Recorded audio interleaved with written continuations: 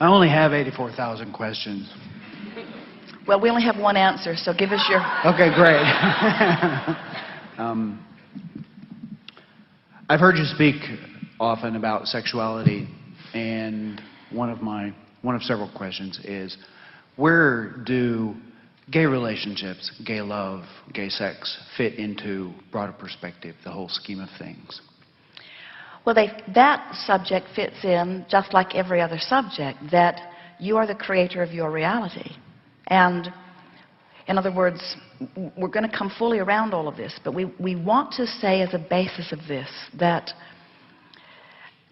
humans, through time, in their not conscious alignment with who they are often looking for someone to establish a set of rules that they can follow in their desire to be righteous or good.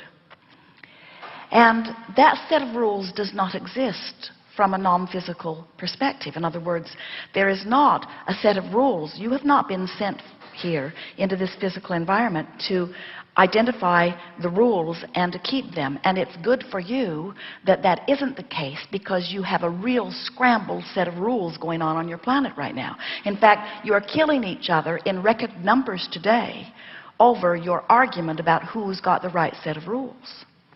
When what you came forth understanding is that you are pure positive energy, and you came forth into this physical environment wanting the variety to cause you to give birth to desires, and you knew that your joy was only dependent upon your coming into alignment. You knew that your fulfilling of your reason for being was only dependent upon you coming into alignment with who you really are. So you may have noticed that there are many beings coming forth in the last generation or two, and even more in these powerful days, of energies coming forth from source who are in a stronger way determined to be unconformable. Because so much of the world says, I see that condition and it makes me feel pretty good, so I would vote for a lot more of that. And I see that condition and I don't like the way I feel, so I would not vote for that. So we need to change all of these conditions to be what make me feel good so that I can feel better. A very conditional love that is impossible. Unconditional love says, I see conditions that I prefer and conditions that I don't prefer, and my feeling of love, my feeling of alignment, my alignment itself is dependent only upon the direction of my thoughts. I do not need to control conditions in order to come into alignment. But of course, everyone wants to feel better, don't they? Right.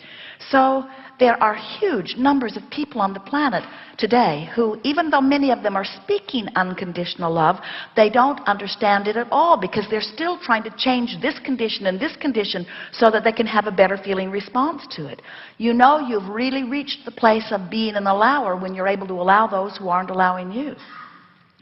So there are people coming forth, energies coming forth into human form in record number, who come with this determination to be unconformable, meaning that no matter how much you need this condition to change so that you can feel better, this is not a condition that's going to change so that you can feel better. So if you're going to feel better, you're going to have to change the way you are looking at things, because I'm not going to be the reason that you feel better.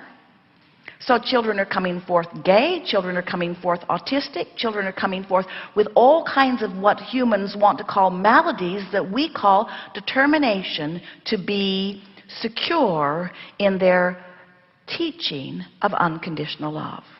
A man said to us one day years ago, Abraham, why would I come forth intending to be gay? Why would I bring all of this grief to myself? My mother hates me, my father hates me, I have a hard time. And we said, how do you feel about your mother? And he said, I hate her too. I hate her because she hates me. And we said, so neither one of you are coming into alignment with who you are, and you're using each other as your excuse why not to come into alignment, when what you've come forth to teach is alignment anyway. What you come forth to teach is, I can align with the source within me regardless of what those outside of me are reflecting back to me. And this is the most significant thing about this. almost everyone, even those who've been listening to us for a while, cannot separate how they feel about things from how other people feel about things. So most people, in other words, almost the first thing you do with your children is you teach them patterns of behavior that make your life better, or that you think will make them have an easier time in the society in which they will live. And as you convince your children that they should do what you want them to do, you should do what makes them feel better rather than what closes their gap for them, in early ages you teach them to listen outside of themselves. We have a room full of people in every city that we visit who are accustomed to listening more to what's coming from another person. In other words, approval is so meaningful to you when it comes from other people, and disapproval is so meaningful to you when it comes from other people. And we want that disapproval or approval that comes from other people, even if it's your mother, to not matter to you as much as the way you feel. And that's what we said to this man. That's what you've come forth to teach. You've come forth to teach. Because when you say to your child, you need to do such and such so that I will feel better, then you set them up to listen to another and another and another until before long, most everybody is more interested in what everybody else thinks. And then they've lost track of their ability to quantify their journey. We were visiting with a woman one day who had pain in her body, and she said, Abraham, how can I think positive thoughts when my body hurts so much? And we said, we know what you're living is what is. But there's a difference between having pain in your body and feeling fear, and having pain in your body and feeling hope. And the difference between fear and hope is the vibrational difference between recovery or not. In other words, we were trying to teach her how to quantify the journey between sickness and wellness, how to feel her way, you see. Where most people aren't encouraging anybody to feel their way into vibrational alignment in order to have a better life. They're trying to teach them, they're trying to motivate them to respond to this rule and to respond to this law and respond to this disapproval or this approval. So it is rampant in this civilization today. It is rampant. Almost nobody is listening to their own guidance. Almost nobody is deliberately closing their gap. Almost everybody cares what somebody else says or thinks about what they're doing. And so many people are coming forth saying, well, try this one on.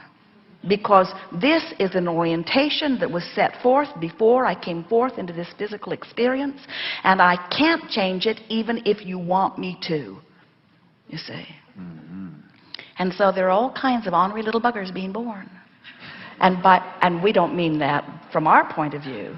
We mean pioneers of deliberate, powerful creation, teachers to the core of their being. But they're being greeted by those who are immediately slapping labels on them like,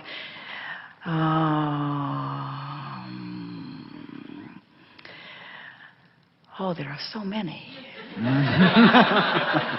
Like nonconformist with lots of different labels, uncontrollable.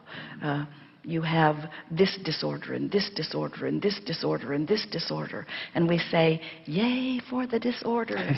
All of these disorders coming forth, the nonconformists coming forth to teach unconditional love, you see. And so it is so delightful when you are able to assist someone. It's a great gift you give to someone when you say, well, this is what is, and I'm not going to change it so that you can feel better. This is what is. And it's a hard thing to do because you want them to be happy. So when Kate wants to come to see Esther, and Esther really wants Kate to come, but Esther's got a big, long list of things that she needs to do. So Esther says, be better if we don't do it today. And Esther hears the disappointment in Kate's voice.